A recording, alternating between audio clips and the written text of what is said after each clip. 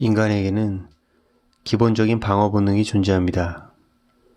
그것은 물리적인 위협에 대한 것뿐만 아니라 정신적인 위협에서도 자신을 지켜내기 위해 작동합니다.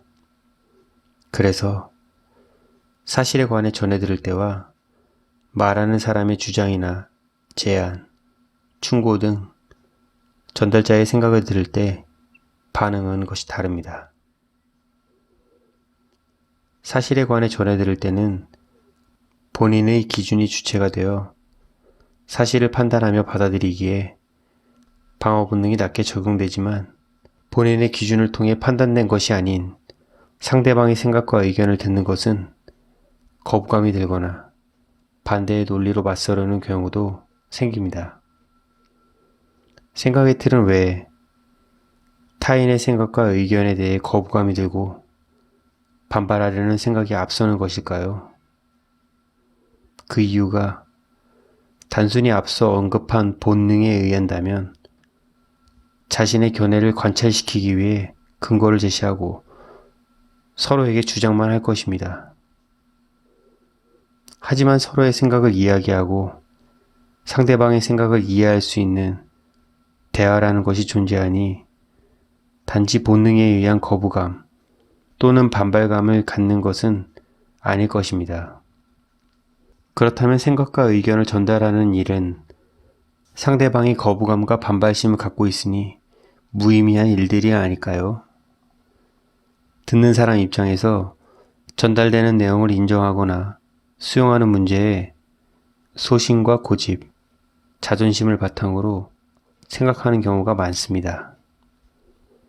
그래서 말하는 사람의 의견을 의견 자체만 놓고 판단하기보다 상대방의 간섭과 잔소리를 통해 자기 생각과 행동이 잘못된 것으로 인지되거나 평가되는 것에 방어하고 싶은 본능일 수 있습니다. 또한 명백하게 잘못하고 있는 것에 대한 지적이나 지시에도 거부감이 생길 수 있습니다.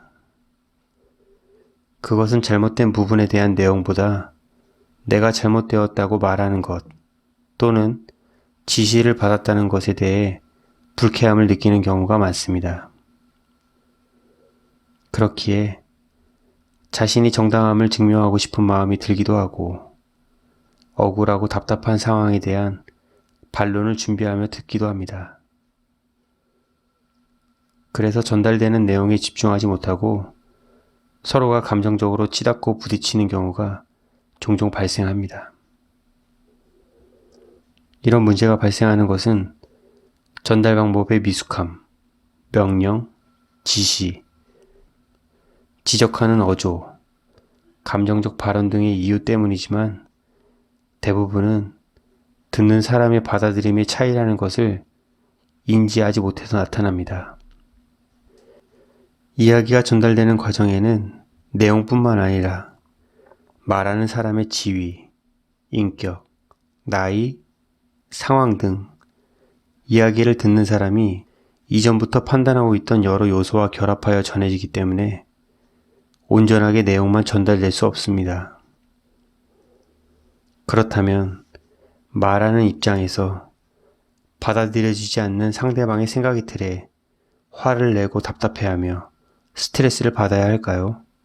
아니면 다양한 전달 방법을 연구하거나 더 깊고 정교한 논리를 준비해야 하는 걸까요? 그나마 듣는 사람이 어느 정도 수용할 수 있는 마음을 가진 사람이라면 다행이지만 무관심한 사람도 많습니다. 누군가 무슨 말을 하였을 때 그 이야기가 자신이 듣고 싶지 않은 내용이거나 자신이 잘못되었다고 지적을 받는다면 듣는 순간 대충 흘려보내고 그 순간이 지나면 바로 잊어버리는 사람도 많습니다. 말하는 사람의 판단과 기준에서 잘못된 것이기에 크게 생각하지 않고 스트레스가 되지 않도록 바로 털어버리는 사람들 말입니다. 결국 듣는 사람의 무관심과 변화없는 행동거지는 듣는 사람의 생각의 틀에 의한 것이지 말하는 사람의 이미지나 능력, 지위, 직책, 자격 등에 기인하여 돌아오는 반응이 아닙니다. 듣는 사람이 어떤 생각의 틀을 가진 사람인지 알 수 없고, 이야기를 듣는 시간적, 환경적 요소 등의 변수가 함께 작용하기에 전달하고자 하는 내용이 통하지 않는 것입니다.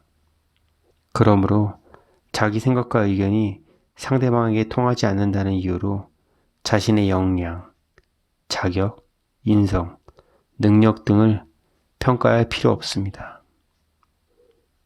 다른 누군가가 똑같은 생각과 의견을 제시하여 통하지 않았던 사람에게 통했다 하여도 자신을 무능력하거나 부족한 사람으로 인식하며 스트레스를 받을 이유도 없습니다.